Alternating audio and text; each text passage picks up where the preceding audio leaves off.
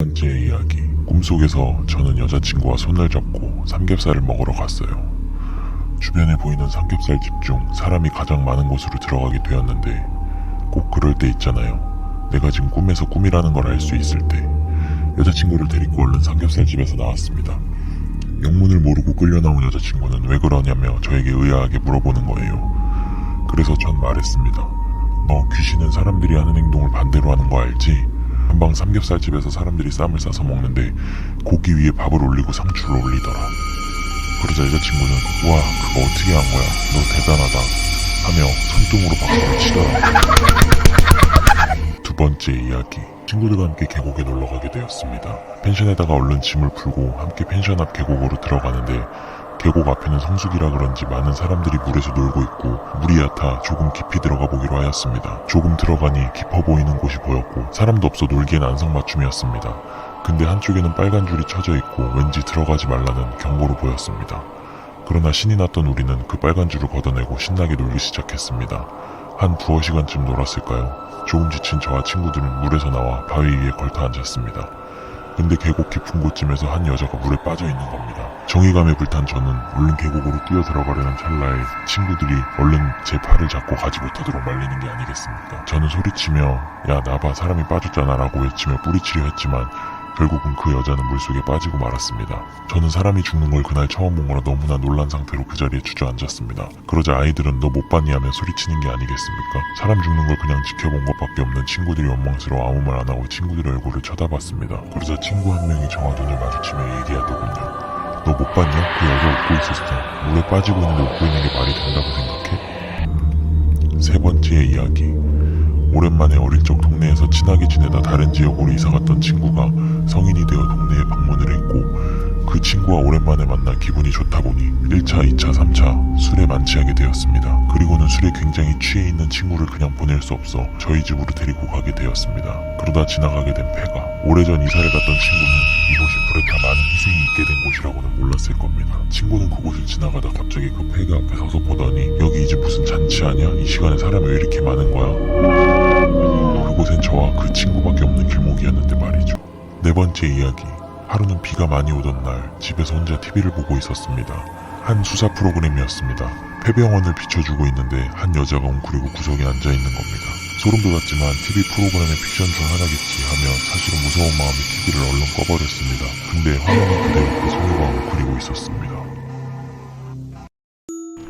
터널에서 사고가 많이 나는 거 아시나요? 저는 지방으로 출장을 갔다가 집으로 가는 길에 긴 터널을 지나가게 되었는데 늦은 밤이라 큰 화물트럭 말고는 길에 차가 거의 없었습니다. 근데 터널을 아무리 가도 정말 끝이 없는 겁니다. 그리고 지나가던 화물트럭조차 안 보이고 앞뒤로 차가 하나도 없는 게 아니겠습니까?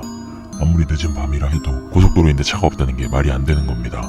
그러다 갑자기 터널의 불이 전부 꺼지더니 차 시동도 함께 꺼져버렸지 뭡니까? 너무 무서웠던 저는 눈을 질끔 감고 있는데 그 소리 아시나요? 손바닥으로 차를 두드리는 소리. 저는 무서워서 눈을 못 뜨고 귀를 막은 상태로 차 안에 있었는데 한 5분 뒤에 소리가 나지 않았고 그래서 슬며시 밖을 보니 터널에도 불빛이 들어와 있고 터널의 끝이 보이는 겁니다. 그래서 얼른 그 터널을 빠져나왔습니다. 그리고 집에 도착을 했을 땐 너무 놀랐던 마음이 평온해지며 깊게 잠이 들었습니다. 다음날 저는 차를 보고 놀라지 않을 수가 없었습니다. 차량 창문에 수많은 손바닥 자국이 찍혀있는 겁니다. 저는 얼른 회사에 연락해 몸이 안 좋아 쉰다고 하고 얼른 차를 세차장으로 이끌었습니다. 그리고 차를 세차장에 계시는 직원분께 부탁드렸고 세차를 시작하는 직원분께서는 물을 뿌리고 비누칠을 하시더니 저한테 와서 하시는 말씀에 저는 다리에 힘이 풀리고 말았습니다. 손님, 저 손바닥 자국 밖에 아니라 안에서 낸 자국인데요. 옛날 시골집은 여닫이 문으로 집이 길게 이어진 거 아시나요? 부모님이 해외 출장을 가게 되어 할머니 집에서 묵게 되었습니다. 문을 열면 부엌부터 방까지 쭉 보이는 시골집에는 방이 3개가 있었습니다. 이런 식으로 집이 생겼고 전 누워서 낮잠을 자고 있었습니다. 근데 자다가 느낌이 이상해서 보니 저는 부엌을 향한 채로 옆으로 누워있는 상태였고 저 멀리 부엌에서는 할머니가 요리를 하고 있었습니다. 근데 일어나려 하니 몸이 움직여지지 않는 겁니다.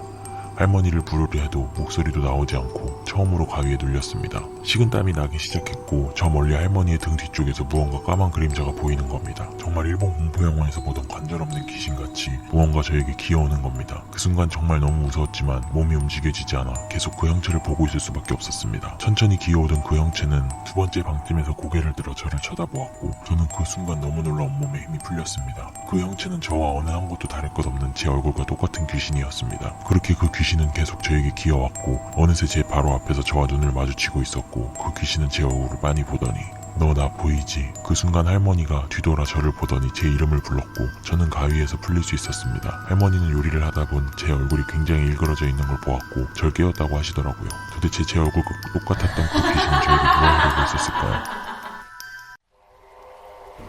제가 패스트푸드점에서 배달 알바를 할 때 이야기예요. 비 오는 날 저녁 7시쯤 허름한 아파트에 배달을 가게 되었습니다. 아파트 입구에 옷이 굉장히 꼬질꼬질하고 머리도 헝클어져 있는 그런 아이가 뛰어다니며 장난을 치고 있는 겁니다. 근데 너무 심하게 장난을 치고 뛰어다니다 보니 저도 모르게 멀리서 보면서 미간이 찌푸려졌습니다. 근데 그 아이가 먼저 뛰어서 엘리베이터를 탔습니다. 그래서 같이 가려고 소리 질렀습니다. 꼬마야 같이 타고 가자. 근데 꼬마는 엘리베이터로 얼굴을 슬쩍 내밀다가 이내 못하니 엘리베이터 문이 닫히더군요. 그래서 열받아서 엘리베이터 앞으로 가서 몇 층인지 보려고 하는데 엘리베이터가 그대로 1층인 겁니다. 그래서 올라가는 버튼을 눌렀는데 엘리베이터 안에는 아무도 없었습니다. 나중에 들은 이야기인데 그 아파트는 주변에 귀신이 없었다고 들리는 곳이었습니다. 제가 고시원에 살 때 이야기입니다. 그때 당시 가난한 대학생이었고 독립을 하고 싶었던 저는 부모님께 말씀을 드리고 가장 저렴한 방을 찾던 중 저희 대학교 앞에 있던 허름한 고시원을 선택하게 되었습니다. 3층의 가장 끝방으로 유난히 차가워 보였던 그 방은 고시원 치고는 넓은 방인데 저렴한 가격에 부푼 제 마음을 흔들었습니다. 첫날 밤이었습니다. 친구들과 술을 마시고 처음 지내는 혼자만의 밤이었습니다. 누가 방문을 똑똑 두드리는 겁니다. 그래서 나가봤더니 아무도 없는 겁니다. 그래서 술김에 잘못 들었나 하며 다시 방으로 들어갔는데 한 10분가량 후 누가 또 똑똑 문을 두드리는 겁니다. 그래서 누가 장난하나 싶어 얼른 나갔는데 또 아무도 없어 화가 난 저는 다음날 아침 고시원 주인에게 찾아갔습니다. 그랬더니 고시원 주인은 장난할 사람 없다며 잘못 들은 거겠지라며 넘겼습니다. 그리고 두 번째 날 밤 또 누가 문을 똑똑 두드리는 겁니다. 장난칠 때 반응해주면 더 재미있어서 장난치고 싶어질 거라 생각한 저는 일부러 반응을 안 했습니다. 근데 5분마다 문을 두드리는 겁니다. 그래서 열받은 저는 문고리를 잡고 있다가 똑똑하자마자 문을 벌컥 열었습니다. 역시나 아무도 없었습니다. 저는 다음날 아침 고시원 주인에게 찾아가 CCTV 확인 요청을 했습니다. 그런데 CCTV 화면엔 정말 아무도 없는 겁니다. 저만 문을 열었다가 닫았다가 하는 겁니다. 전 그 이야기를 같은 과인 친구에게 했는데 친구가 그랬습니다. 귀신인 것 같다고. 무서워서 장난치지 말라고 넘겼지만 도저히 안 되겠다 싶어 그 친구에게 부탁했습니다. 하룻밤만 같이 있어 달라고. 친구는 계속 거부했지만 애절한 저의 요청에 하룻밤을 함께하게 되었습니다. 남자 2명이 눈이 꽉 찼습니다. 그렇게 친구랑 잠에 들려 하는 찰나 제가 나가보려 하니 친구가 저를 잡더니 문을 향해 말했습니다. 너 귀신이야? 귀신이면 문 한 번 두드리고 사람이면 2번 두드려봐. 저는 너무 놀라 아무 말도 할 수 없었습니다. 친구 역시나 굉장히 겁에 질려있는 표정이었지만 다음 질문을 이어갔습니다. 여자야? 여자면 1번, 남자면 2번 두드려봐. 이번엔 노크소리가 없었습니다. 오직 저와 친구의 숨소리만 들릴 뿐이었습니다. 친구는 다시 한번 물었습니다. 왜 노크 안 해? 너 몇 명이야? 1명이면 1번, 2명이면 2번 두드려봐. 저는 그 이후 그곳에서 짐을 싸서 얼른 다시 집으로 돌아왔습니다. 그때 기억은 가끔 제 꿈에서도 악몽으로 나오곤 합니다. 이번 이야기는 연예인 김신영의 공포 실화 괴담입니다. 김신영이 소극장에서 공연을 하며 일을 하던 시절 집에 못 들어가는 날이면 무대 위에서 침낭을 깔고 잠을 자곤 했는데 어느 날 무대 위에서 잠을 청하던 김신영의 귓가에 이상한 발자국 소리가 들리는 겁니다. 누군가 맨발로 무대를 뛰는 소리. 김신영은 이상한 소리에 눈을 떴는데 김신영의 눈앞에서는 무대와 막 사이에 누군가가 신선하게 보이는 작은 맨발이 타고 뛰어다니고 있었습니다. 근데 더욱 놀란 건 커튼 사이로 보이는 그 얼굴이 눈과 코, 입이 반대로 되어 있는 그런 괴상한 얼굴의 아이였다고 합니다. 심지어 평소 공연 중에도 가끔 아기 귀신을 보고 놀란 적이 있었다고 합니다. 여자친구들 5명과 글램핑을 하러 갔는데 술 한잔하고 이런저런 이야기하다 보니 벌써 새벽 1시가 됐습니다. 화장실이 가고 싶었지만 글램핑 특성상 화장실이 밖에 있었고 평소에도 겁이 많았던 저는 친구 2명을 꼬셔 화장실에 같이 가게 되었습니다. 여자장실 밖에서 친구들이 기다리기로 하고 먼저 가면 안 된다고 신신당부를 한 뒤 저는 화장실로 들어갔습니다. 여자장실은 칸이 2개로 나뉘어져 있었으며 저는 첫 번째 칸에 들어갔습니다. 화장실에 들어와서 친구들한테 한 번 더 확인했습니다. 야 너희 밖에 있지? 응. 그리고 한 1분 지나서 한 번 더 확인했습니다. 너희 아직 있지? 응. 그때쯤 누군가 화장실에 들어오는 소리가 들렸고 옆자리에 들어갔습니다. 근데 화장실 안에서는 아무 소리가 안 들리는 겁니다. 그래서 너무 무서웠던 저는 얼른 옷을 입고 나왔습니다. 근데 옆에 화장실 문이 그대로 열렸고 아무도 없는 겁니다. 밖에 얼른 뛰어나오니 친구들도 없고 저는 얼른 저희 텐트로 뛰어갔습니다. 친구들이 떠들고 놀고 있어서 저는 엉엉 울면서 친구들한테 야 너희 기다려주기로 했잖아 먼저 가면 어떡해 하니 친구들이 모르겠던 표정으로 말을 했습니다. 너가 아까 먼저 가라고 했잖아. 저는 지방에서 치킨 배달을 하고 있습니다. 제대 후 일자리를 찾던 중 준비 기간 동안 하기 편한 아르바이트를 찾다가 치킨 배달을 하게 되었습니다. 그때 당시 배달 중 겪은 일입니다. 어느 날 고층 아파트에 배달을 가게 되었습니다. 아파트 현관 입구에 도착하니 아니나 다를까 12층에 엘리베이터가 서 있는 겁니다. 이상하게 배달만 가면 엘리베이터는 꼭 고층에 있는 경우가 많았습니다. 1층에서 버튼을 누른 뒤 기다리는데 뒤에서 여자 구두굽 소리가 들렸습니다. 뒤를 돌아보니 키는 160 정도의 교복을 입은 고등학생이 터덜터덜 들어오고 있었습니다. 굉장히 피곤해 보여서 야자를 끝내고 온 건가 생각하는데 높은 구두를 신어 이상하다 싶었습니다. 근데 그 여학생은 굉장히 지쳐 보였지만 엘리베이터를 기다리지 않고 계단을 올라가는 겁니다. 그래서 낮은 층에 사는가 보다 했습니다. 그때 마침 엘리베이터가 도착해서 저도 엘리베이터를 탔는데 그 엘리베이터에는 조그마한 유리가 있는 엘리베이터였고 계단이 오픈되어 있었습니다. 그 여학생이 올라가는 것을 마지막으로 엘리베이터가 올라가기 시작했습니다. 근데 엘리베이터가 층마다 서는 겁니다. 그래서 엘리베이터는 속도가 빠른데도 불구하고 구두를 신은 여학생이 그럴 일은 없다고 생각해야 하는데 마지막으로 계단으로 올라가던 여학생이 생각나 5층쯤에 열린 버튼을 누른 채로 계단을 향해 소리쳤습니다. 학생 왜 엘리베이터에 장난을 쳐 하고 소리 지르니 아무 소리도 안 들리는 겁니다. 장난을 치고 대답을 할 리는 없으니까요. 그래서 그냥 다시 닫힌 버튼을 누른 뒤 엘리베이터를 타고 올라가는데 엘리베이터 창문으로 그 소녀가 6층에도 7층에도 8층에도 지나가는 창문으로 절 쳐다보고 웃고 있었습니다. 전 그 이후 절대 엘리베이터 창문 밖은 보지 않았습니다. 등산 동호회에서 겪은 일이라고 합니다. 한 등산 동호회에서 그날도 어김없이 모임으로 인해 산에서 만났고 등산을 시작했습니다. 그런데 갑자기 급격히 어두워지는 날씨에 더 이상 등산이 어려워졌고 비를 피할 곳을 찾다 보니 허름한 산장에 있었습니다. 몇 년 동안 사람의 손이 타지 않은 듯해서 일단 비를 피하자는 목적으로 산장에 들어갔습니다.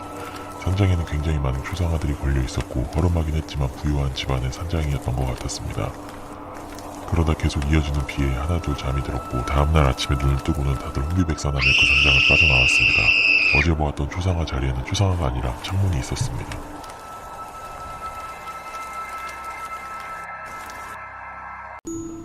제가 예전에 살던 아파트의 이야기입니다. 한 번쯤 들어본 이야기 중에 학교 부지가 옛날에 묘지였다는 이야기처럼 제가 살던 아파트가 그런 곳이었습니다. 묘지였던 곳을 밀어버리고 재건축했던, 그때 제가 몸이 많이 안 좋아서 헛것을 자주 보고 그랬는데 지금 와서 생각해보면 그게 귀신이 많아서 더 그랬던 것 같습니다. 머리를 감을 때 보통 숙여서 감는데 어릴 땐 땀도 많이 흘릴 때라 하루에 한두 번씩 머리를 감았습니다. 근데 제 머리카락이 아닌 게 목이랑 어깨 주변에 자꾸 엉켜있는 겁니다. 그때 당시 학교 두발 규정 때문에 스포츠 머리였는데 그 머리카락은 아주 긴 생머리의 머리카락이었습니다. 한 25cm 되어 보이는 그런 머리카락이 항상 엉켜 있어서 소름이 확 돋았습니다. 그리고 분명 머리카락인데 강아지를 만진다든지 어떤 생명체를 만지는 듯한 느낌이 들 때도 있었습니다. 어깨에서 그걸 떼어내려는데 머리카락을 손끝으로 집어 올릴 때 그런 느낌이 들었습니다. 그때부터 전 문을 열어놓은 뒤 부모님한테 보고 있어달라고 하고 머리를 감았는데 그렇게 부모님이 보고 계시면 머리카락이 엉켜있지 않았습니다. 그러다 어느 날 부모님이 출장을 가신 뒤 혼자 집에 있는데 머리를 감아야 할 상황이 온 겁니다. 그래서 무서운 거 겨우 참은 뒤 눈 따가워 죽겠는데도 눈을 부릅뜨고 머리에 샴푸를 했습니다. 그리고 물을 뿌리고 씻어내는데 눈에 샴푸가 들어가서 어쩔 수 없이 눈을 질끈 감았습니다. 근데 그때 엄청 무서워서 한쪽 손을 위로 뻗어 귀신이 모두게 팔을 휘저었습니다. 그때 팔을 휘감는 이질적인 느낌이 느껴지면서 닭살이 확 돋았습니다. 물에 푹 젖은 머리카락이 팔에 감기는 그런 느낌이었습니다. 저는 그 상태에서 머리를 다 감은 것도 아닌데 소리를 지르며 화장실에서 뛰어나온 뒤 수건으로 대충 물을 닦고 경비실로 뛰어가 부모님한테 전화하고 울면서 부모님께 말을 했고 부모님이 돌아오실 때까지 기다렸습니다. 그 이후 부모님은 몇 번이나 무당에게 다녀오시더니 결국 이사를 하게 되었습니다. 늦은 저녁 골목길에서 키가 큰 여자가 길을 물으며 말을 걸어왔습니다. 다리가 이상할 정도로 가늘고 걸음이 휘청휘청한 게 어딘가 음침한 분위기가 풍겼습니다. 마찬가지로 손도 나뭇가지처럼 가늘고 새빨간 핸드백을 어깨에 걸치고 있었습니다. 한숨인지 호흡인지 알 수 없는 소리를 내며 숨을 쉬는데 분명히 나에게 붙고 있으면서도 시선은 다른 방향을 보고 있었습니다. 그럼 어디로 가시려고요? 이 여자는 길을 계속 물었습니다. 위험한 사람 같았습니다. 나는 대강대강 빨리 대답해버리고 빨리 그 자리를 떠나려고 했습니다. 미원 아파트 305동 601호. 거기는 제가 사는 주소였습니다. 저는 아무 말도 못했습니다. 호수까지 정확하게 맞췄으니. 글쎄요, 잘 모르겠는데요. 저는 뭔가 기분 나쁜 일에 관련된 것 같아 그냥 가려 했습니다. 그러자 그 여자는 허리를 구부려 머리가 땅에 닿도록 인사를 하더니 다시 흔들흔들 골목 안쪽으로 사라졌습니다. 너무 소름이 끼쳤습니다. 저는 일부러 길을 빙빙 둘러 아파트로 돌아왔습니다. 아파트 문이 제대로 잠겨있는 것을 확인한 채로 재빨리 문을 열었습니다. 깜깜한 방 안에선 소리가 들렸습니다. 길을 좀 풀쳐주세요. 여러분 재미있게 보셨나요? 다음에도 재미있는 영상을 준비해서 오도록 하겠습니다. 이번 구정 연휴도 풍요롭고 즐거운 구정 연휴로 보내시길 바라겠습니다. 가시기 전에 구독과 좋아요, 알람 설정까지 부탁드립니다. 그럼 안녕.